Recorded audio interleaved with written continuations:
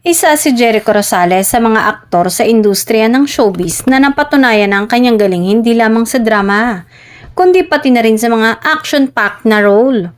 Sa loob ng maraming taon, ipinakita niya ang kakaibang lakas, disiplina at realism sa bawat karakter na kanyang ginagampanan, lalo na sa mga proyektong nangangailangan ng pisikal at emosyonal. Dahil dito, lumutang ang posibilidad na si Jericho Rosales ay maaaring mapasama sa hit action series na FPJ's Batang Quiapo. Ang naturang serye ay kilala sa matitinding eksena ng aksyon, mga elementong swak sa kakayahan ni Jericho bilang isang aktor.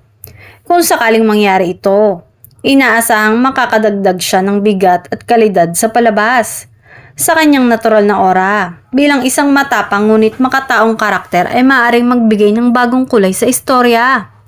Higit pa rito, kilala si Jericho sa kanyang dedikasyon sa bawat papel, kabilang ang pisikal na paghahanda para sa action scenes na siyang mahalaga sa isang seryeng tulad ng Batang Quiapo.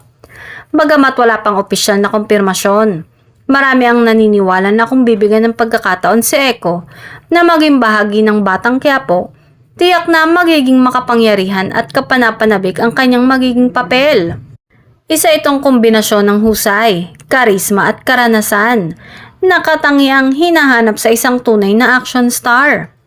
Ang pagpasok ni Eco sa Batang Quiapo ay isang posibilidad na ikinatutuwa ng maraming manonood, lalo na ng mga tagahanga ng dekalidad at makatotohanang aksyon sa telebisyon.